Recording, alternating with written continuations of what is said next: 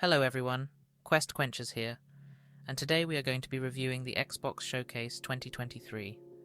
So, let's start with my overall opinion. I felt good after watching it, especially after seeing a deep dive of Starfield. I thought there was a great blend of games to be intrigued about, but there were a lot of 2024 titles announced, as well as some trailers without a window of release too. Like I said, overall, a decent show. So, we opened it with Fable. It is one of my favourite franchises, and I kind of liked what I saw. I thought the humour was funny, but I'm hoping the hero character isn't going to be our main protagonist, as I feel it should evolve the systems we already had in the previous games, such as choosing if you play as a man or a woman, for instance. The natural evolution of this would be to make it so you can customize your character's gender, face and body, so you can make your own hero in it. There will be a more in-depth video about this teaser trailer in due course. From there we saw a game called South of Midnight.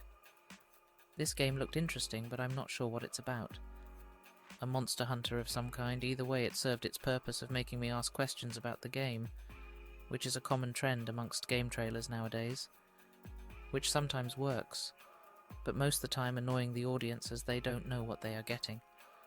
Next we get a Star Wars game trailer. Star Wars Outlaws. I didn't see an in-game footage or in-engine caption, which to me makes it out to be a CGI trailer, but I can't be sure. It looks like a fun open-world Star Wars game of some sort. I love the look of the droid in it. Again, captured my interest, but I'm not sure what we are doing, fighting the Empire or a runner of some kind. Very interesting. Then we move on to a game by Thunder Lotus. It has an interesting art style and is a large cooperative game. Its title of the game is 33 Immortals. Then we move on to Payday 3, which comes across as very high-intensity gameplay, with a lot of shooting and sliding. For those people who always wanted to rob a bank, enjoy. Next up we had Persona 3 Reloaded.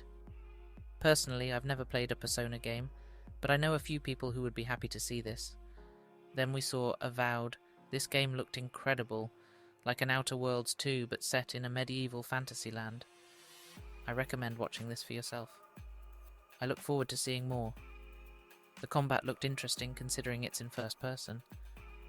But we know that Obsidian is great at storytelling and making their games full of choices. Hopefully next year we will see a deep dive into Avowed. Next up we have a Sea of Thieves DLC update, The Legend of Monkey Island. I'm sure people who love that game will be happy.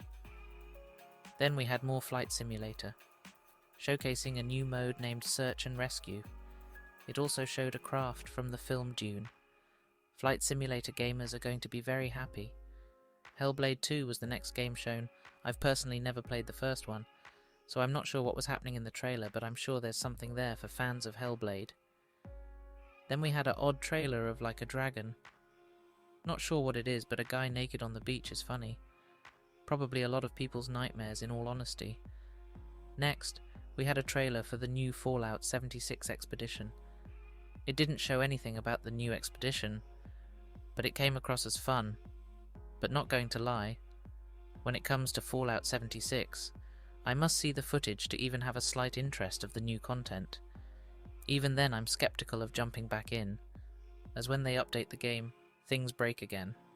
So, fans of Fallout 76 will be heading to Atlantic City in the next update. Next up we had a game from Capcom, a very odd and unique looking game. Not sure what was happening again in the game, but it looked like a hack and slash kind of game. Reminded me of Monster Hunter in a way. The game is called Path of the Goddess. Next we had Forza Motorsport game, not my cup of tea, but car enthusiasts will love it, I'm guessing. Out this year. Next up we got a trailer for the new expansion of the Elder Scrolls Online Necrom. It looked interesting. Elder Scrolls Online players I'm sure are hyped. Then we had a trailer from Overwatch 2. It introduces new game modes. But in all honesty, it's not for me. We saw Persona 5 Tactica next. I'm not sure what to make of it, as again I haven't played any of those games, plus that kind of game genre doesn't resonate with me, but I'm sure other people will be excited. Next up we had a short trailer of Starfield. This perked me straight up in my chair, as new footage is what I've been wanting for a while. It looked incredible, a lot of scenic shots, showing off the game and the engine. I will have a deep analysis of the trailers as well as the in-depth look at the game out soon. I really liked what I saw. From that bombshell, we saw a climbing game. Yes, quite the stark difference, but it looked alright. I'd like to see more of it, but it does look like climbing will be its main feature. It seems that you are either returning a creature back home or going on an adventure with it. We'll see. The game was called Jusant, again with an ambiguous trailer. Next up still wakes the deep. A horror-looking game set on an oil rig. Clearly something has gone wrong. It has a very creepy vibe. Early 2024. Next up a game that caught my attention, with its unique art style and combat, and an emphasis on puzzle solving. Dungeons of Hinterberg. I want to see more of the story, but it showed plenty of gameplay, showing what you do in it. Next up we had a trailer for the new Cyberpunk DLC Phantom Liberty. It looks epic, chock full of high-stake action. I'm looking forward to seeing more. Although the audio sounded odd, to me it seemed to change the game significantly, adding potentially a new ending. It takes part in a new section of Night City. It looks very interesting. I better start a new playthrough of it.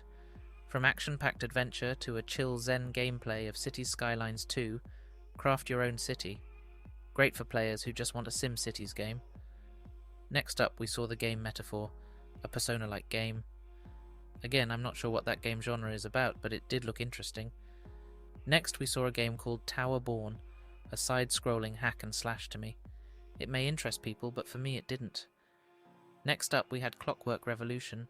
It looked very Bioshock-inspired game, but with a time travel twist. Clearly the protagonist breaks the timeline and must go back and fix it.